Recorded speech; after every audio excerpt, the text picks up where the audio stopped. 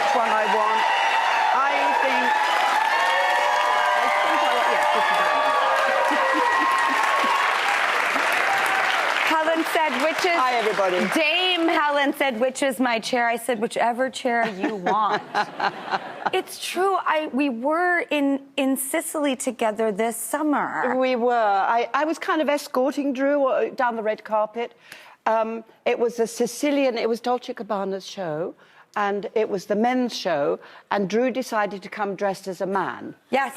And she looked fantastic. I mean, absolutely amazing. You had little freckles on your face. I remember did. that. Yeah. And I don't think You people look so knew cool. it was me. You did, because you get it. Yeah. But it was so exciting to be Dame Helen adjacent. Yeah. In fact, I ran and I photobombed the photo you were taking with Mariah Carey and Sharon Stone. Oh, my God, seriously? Was I with them? Yes, I ran. It all went by in a blur for me. It was, like, so exciting. I could sort of hardly deal with it, really. It's so exciting to see these huge stars like Mariah Carey or Sharon Stone, isn't it? I mean, we get intimidated as much as anybody else. I do, anyway. I don't know about you. You but do? I get so excited to see them and sort of intimidated. And I was like pinching myself, thinking, oh, my God, I'm sitting here with Mariah Carey and Sharon Stone. This is amazing.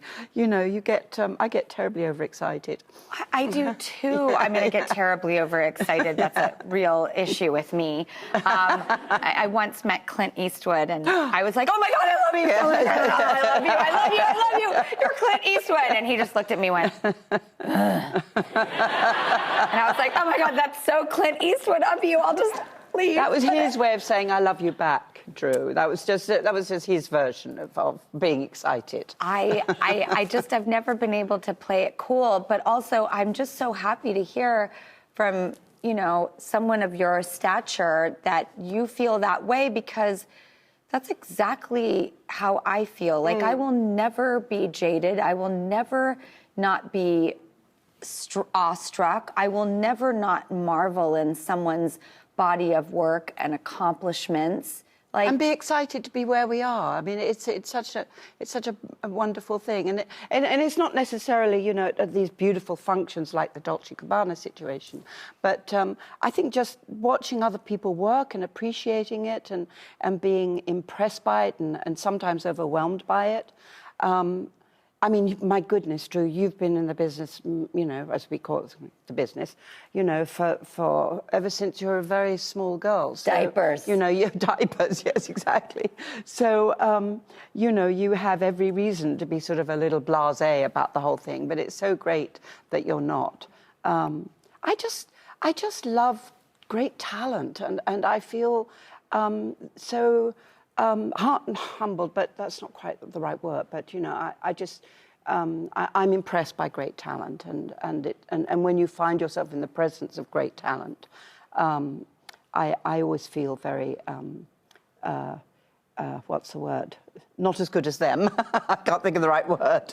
Like there's a little bit of, you know, because I don't feel like I'm an inferior or an insecure person per se, but I don't remember any of my accomplishments in those moments when I'm around other people that I admire. Yeah, yeah. Absolutely. Is that it? I think that is it. I think it is.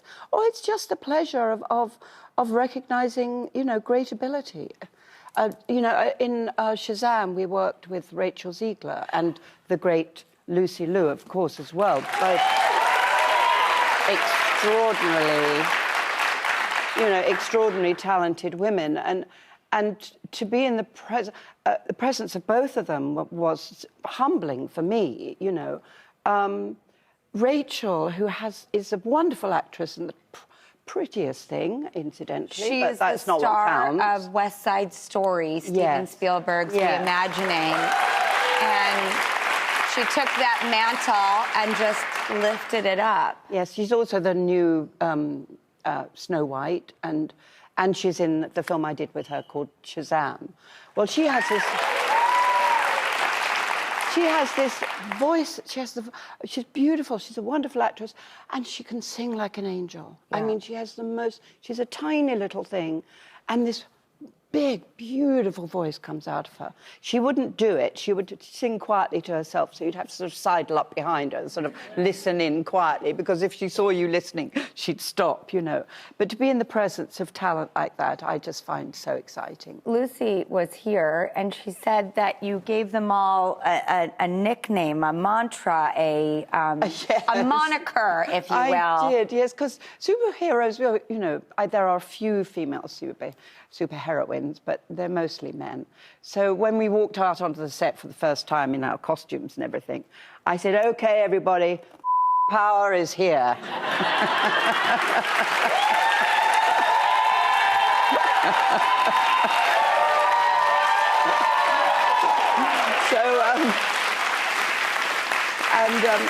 And the girls on the set absolutely loved it. They cracked up. They thought it was the funniest thing.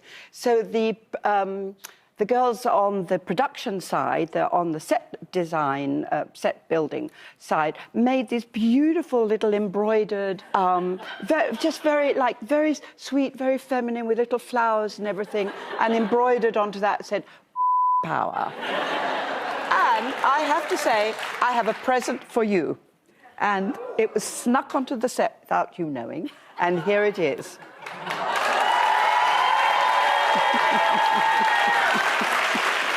Isn't that the coolest thing?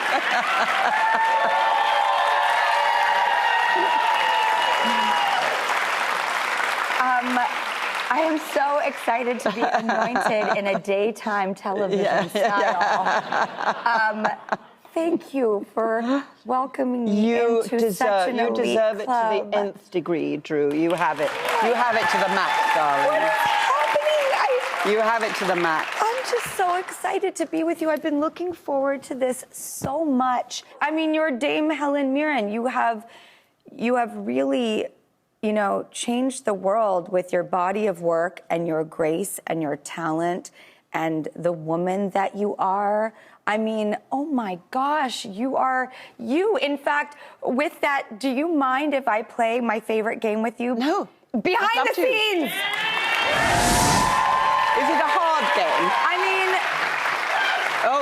let's kick it back to I always lose at Caligula. games. I that was a remember long time seeing ago, this yeah. kid as a kid being like, this movie is so incredible. It was so racy and unique and I'm sitting here about. having my cup of tea. Yes, exactly. Exactly, with your crochet. Yes, exactly. I mean, Caligula made a huge, people would not stop talking about it. Absolutely, it did at the time. It was a very shocking thing.